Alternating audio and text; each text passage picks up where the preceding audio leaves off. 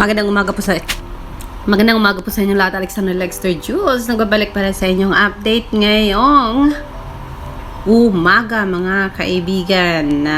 Ngayong umaga ay pag-usapan natin itong post ni Meridel Maymay Entrata sa kanyang Instagram. Kamusta naman si Meridel pagkatapos ng kanyang konsyerto dyan sa may London? Ito pa, nag-post po si Maymay Entrata ng pitong pictures. Ang sabi niya, "Hello from the other side of the world." Or, hello from the other side. Ang sabi niya, "Maraming salamat One Music Festival sa experience na nakasama at nakisaya muli ang mga kababayan natin dito sa London.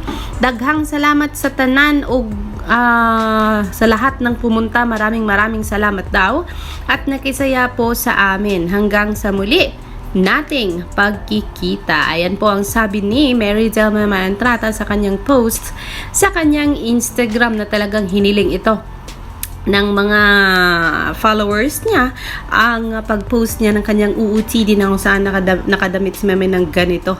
Ka-sexy lang naman si Inday, di ba? Ito talaga yung pinaka-historical sa London, mga kaibigan. Itong mga telephone booth nila na malalaki. Ayan, talagang part yan ng kanilang history. Itong mga buildings nila na malalaki. Ito yata yung Buckingham Palace. Ang bahay ng, I'm not sure about this one. Kasi talaga, kilala talaga yan sa London, ang bahay ng kanilang Queen and King, na ngayon ay si King Charles and yung asawa niya, bagong asawa. But then yes, yeah, of course, itong clock ng London, isa din ito sa talagang tumatak sa history ng London. Isa ito sa tourist spot nila. At pag makita mo yung ganyan, alam mo na talagang yan ay galing sa London. So ayan, nag-e-enjoy si Maymay na umikot dyan sa London habang nandiyan pa siya. Hindi natin alam kung kailan ang uwi ng ating si Meridel Maymay Entrata. Kasi sa 12 po ay meron po siyang mix. Diba? Mix event dito sa Pilipinas. Kaya yes, sabi dito ni Mimi sa thread ni Maymay, "Ganda mo naman, te. Isabel Lescent." Ayun, nag-heart shade reach a British accent please. Ayun, Janine Berdin, Bisaya din ni si Janine Berdin, guys. Hindi ko alam, taga Sugbo man dahil ni siya. Lamiun kaayo. Yan, of course. Bisdak lang sa kalam. Grabe ang lamiun kaayo. Uy, taga Lapu-Lapu. Taga Lapu-Lapu dahil ni siya. Oh, hindi ko alam yun, guys. Ayun, Miss Nikki Philippines, sana nag-abot tayo dyan. Who knows, next year makasama siya. I am Davidur. It was great working with you this last week. Nagkaroon na ng mga bagong kaibigan and followers itong si Meridel Maymay Entrata.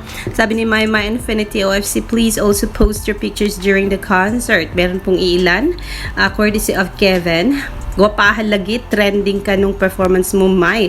Nasa 5th spot ikaw." Yan ang sabi ni Miming Sai. Ayan, so marami pang mga comments dito na hindi natin mabasa lahat, mga kaibigan. Pero yes, we're so happy na talagang nag-post finally si Meridel Maymay Entrata sa kanyang Instagram. Siguro tapos na yung pagod ng katawan niya pagkatapos na nag-perform na kahit umuulan. Talagang nag-perform ang isang Meridel Maymay Entrata. Hindi nyo ba alam, nasabi ni Arnie Hughes, yung nag-post ng maraming video ni Maymay na talagang malapit sa tawag dito, malapit sa stage, na talagang malayo daw talaga ang mga tao before pa ang pag-perform ni Maymay Entrata, dahilan sa yung mga tickets nila ay hindi naman VIP. But then nung nag-umpisa nang mag-countdown para sa pag-perform ni Maymay Entrata, ay talagang dumagsa papalapit sa entablado itong mga followers ni Maymay kahit umuulan.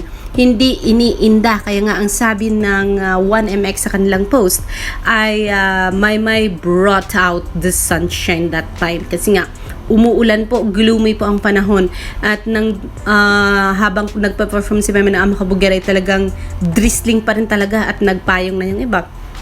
Pero ngayon, hindi umalis ang mga nandoon, hindi hadlang ang ulan para panoorin ang Kabugera Queen na si Maymay Entrata, diba? So yes, mga kanta ni Maymay during that time na hindi ko pa na-post itong Huling Hugot ay una kinanta niya ang Makabugera, Huling Hugot ang pangalawa, pangatlong To Dead Ma, pang-apat ay ang bago niyang kantang Tiyada Mahigugma, which is It's Nice to Fall in Love. Yun na nga, naging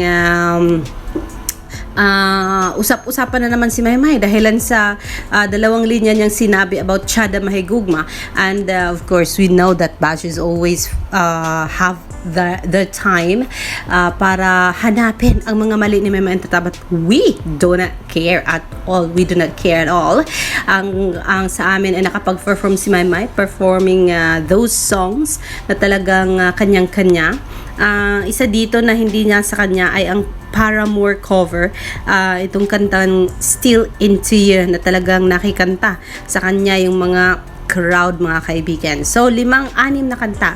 Ang Makabugera, Huling Hugot, o To Dead Ma, Tiyada Mahigugma, Pwede Ba, and Still Into You. Yan po ang mga kanta ni Mary Jel Maymay Entrata dyan sa London during 1MX Musical Fest. Diba? Tiyada Mahigugma, unreleased song. Sabi ni My Dreamers, I will not release the full song to avoid spoiling the future plans for the release if ever. Ayun, pero kaso lang, na-release ko na po, mga kaibigan, na nahalo ko. Pero it is not so bad kasi nga meron namang background na inilagay ko dahilan sa pag hindi o sila ng background, guys, nasisipa tayo. Kung kaya every time na may kanta si Maymay, I always put background nung talagang lunod na lunod yung sarili niyang performance, kasi nga mas malakas pa yung background kaysa kanta ni Maymay. And the Torres, ang point doon is nakikita natin ang pag-perform ni Maymay. Alam naman natin ang tunog ni Maymay, paano siya kumanta, importante, at kita ng iba paano ginawa ni Maymay ang kanyang performance sa London, mga kaibigan. Ala, o diba? Mix Global was like saying one day ago, from visuals to vocals and choreo, our next artist always lays. Comment your guess. Of course, it's Maymay Entrata. Ito yung sinasabi ko sa inyo, na darating siya dapat kasi nga may full lineup dropping this July 12. At ang kanilang kasama dito sa Mix Hits Difference is si Mary Jel Maymay Entrata. I can't wait to see her on July 12. I'll be in the Philippines by then, and I'm not sure about the internet connection, but I will find time to really update myself and you guys about this event of Maymay on July 12 po yan, sa Mix Hits Different. Diba? Kevin Inciso, salamat po sa post ID nyo. Ikaw pala ang gumawa ng mukha at ng buhok ni Maymay during her performances dyan sa London. And thank you so much. She looks really awesome. Ang ganda-ganda po ng ating si Mary Jel. Thank you sa mga photos na yan. And yes, I will update you more later, mga guys, sa kung ano pang nangyayari. Pasensya na, kahapon wala talaga tayong time. We are busy packing our bag. We need to fly back to the Philippines. But anyways, super highways, I will see you later for more. Dito lang sa channel na nagmamahal kay Maymay at saka kay Edward, ang Alexander Lexter Jules. Magandang hapon po sa inyo lahat.